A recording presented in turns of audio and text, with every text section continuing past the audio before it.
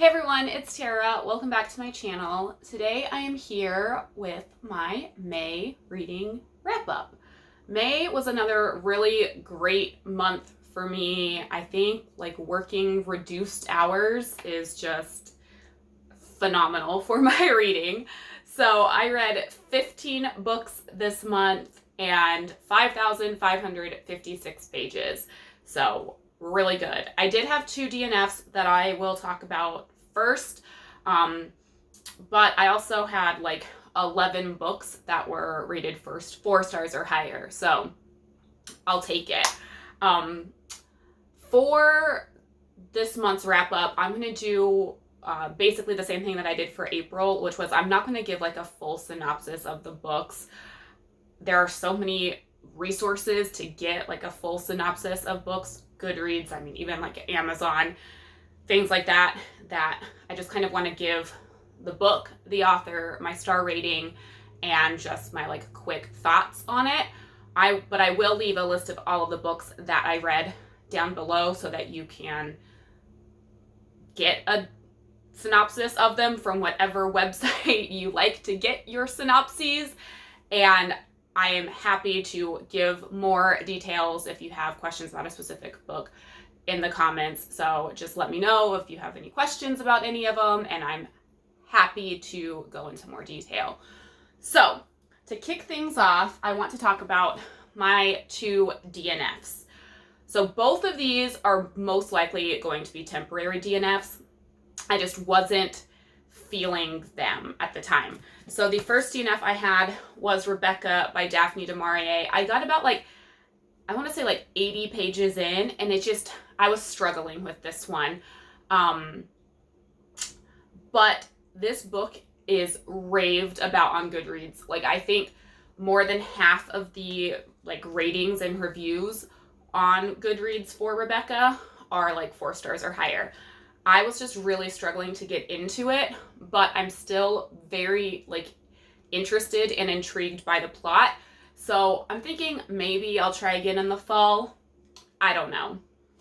And then my other DNF was Crooked Kingdom. And the only reason I DNF'd this is I had forgotten so much from Six of Crows and I was a little bit confused. And so what I'm deciding to do is hopefully I will be getting the Grisha trilogy for my birthday. And so I will read the Grisha trilogy, I will reread Six of Crows, and then try Crooked Kingdom again. Because I loved the story of Six of Crows, but even when I read Six of Crows, I was a little bit confused because I had never read the Grisha trilogy. And so I feel like I just need to start from the beginning and just read it in the recommended order, and then I will enjoy Crooked Kingdom. I only got about 30 or 40 pages in, but I was just too confused, and I didn't want to be confused while reading this. So I'm just going to start the series, start the universe from the beginning, and go from there. So now into the books that I read.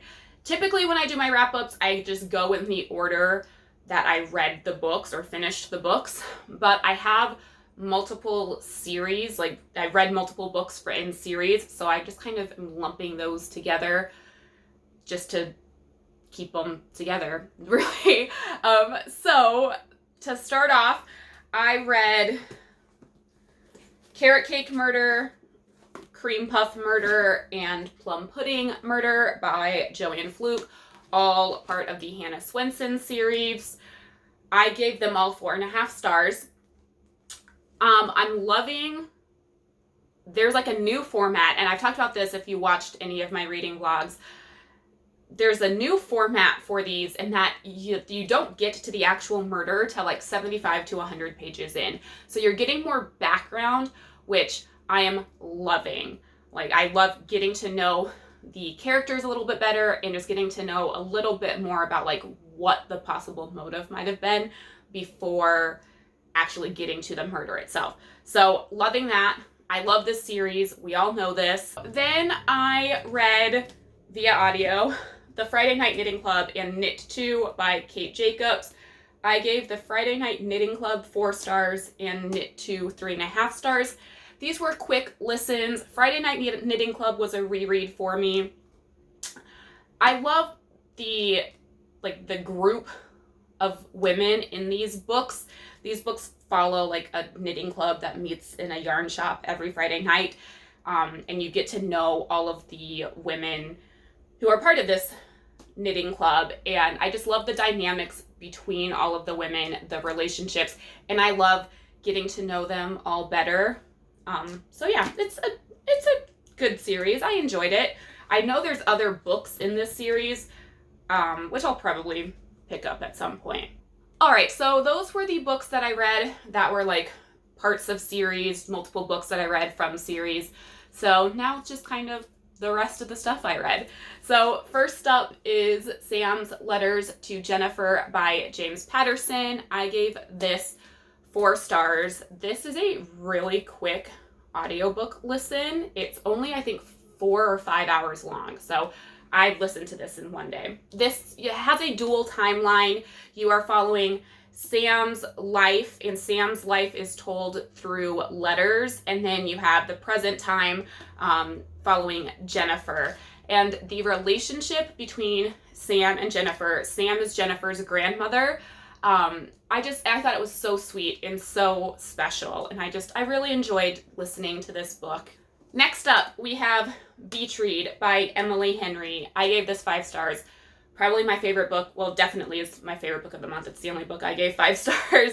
I loved this.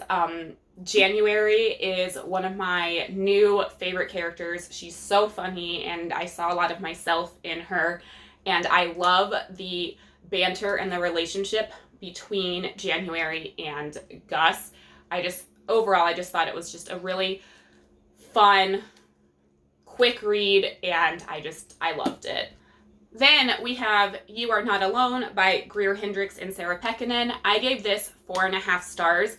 It could have been a 5-star read, except for the fact that I did not like any of the characters.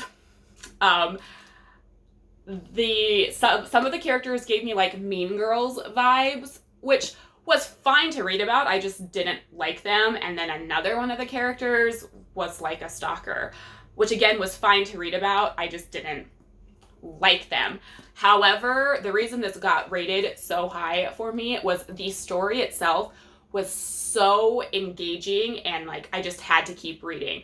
So for a book to keep me so interested and entertained, even though I didn't like any of the characters, it deserves a decently high rating. So really enjoyed this. Then we have Vanity Fair by William Makepeace Thackeray. I did this as a buddy read with Rainey. It took us like 2 months to read this. This got 3.5 stars from me. Overall, I enjoyed the story. I enjoyed reading about Becky Sharp and Amelia. I just thought that the book could have been half as long and told the exact same story. There was just a lot of what I thought was unnecessary stuff in here that made the book like 800 pages. It probably could have been a 400-page book and been just as good. But overall, the story's fun.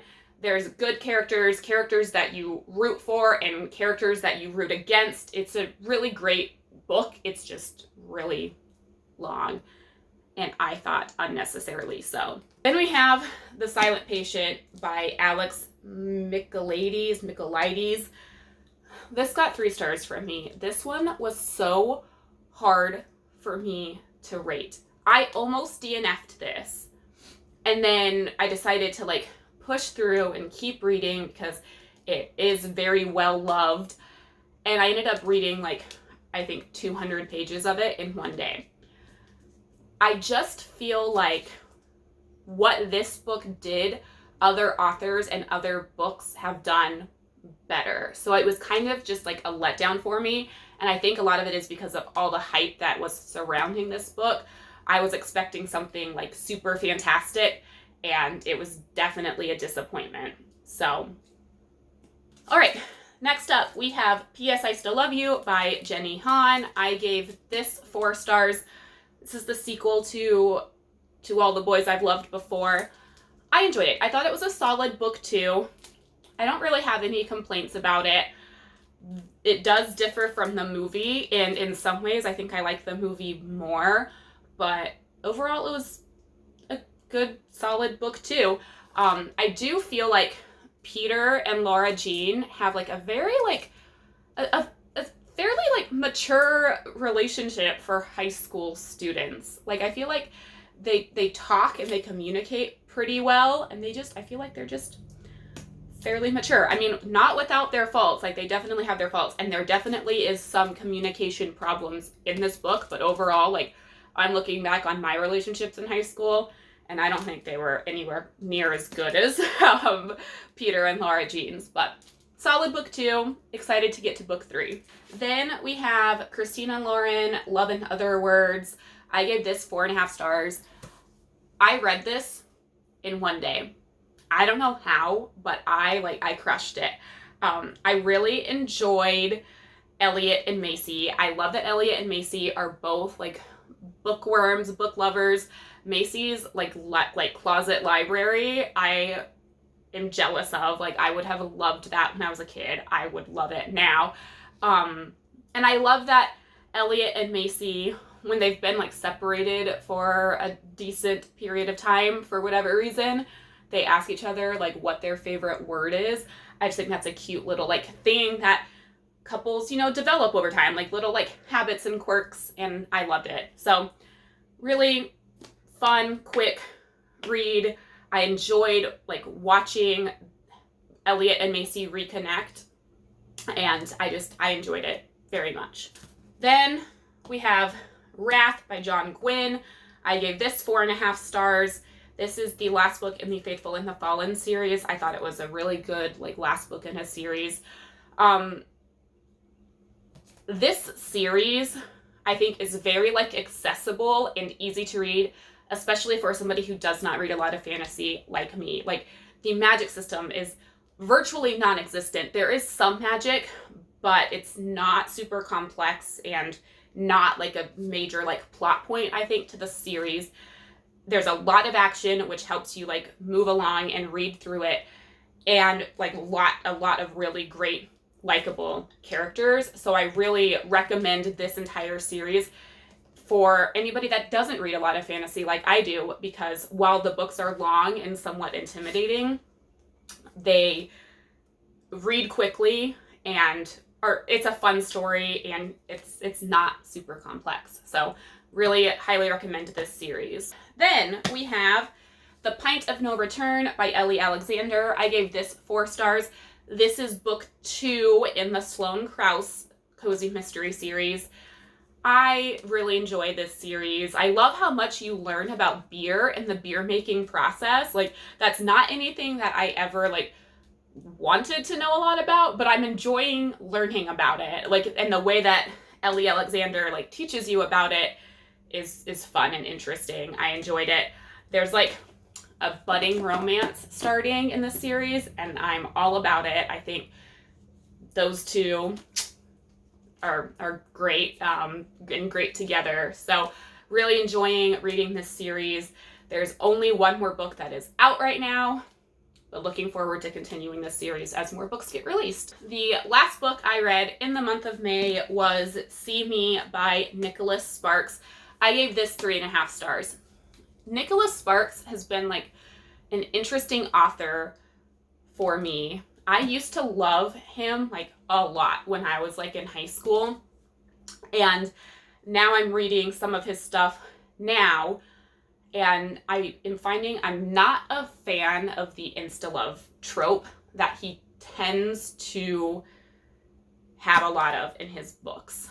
However, this book, while it does have an insta-love type trope, and you know the two main characters say I love you after like what seemed like only a few days,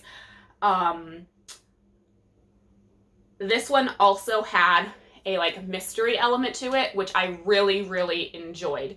So yes, there was a romance, and yes, the book kind of focuses on that romance, but it's also focused on this mystery that's going on with one of the people in that relationship. And I really enjoyed that, which is why it got a 3.5 stars, because I thought that was a fun little like twist that I haven't seen in a lot of Nicholas Sparks books. So, enjoyed this.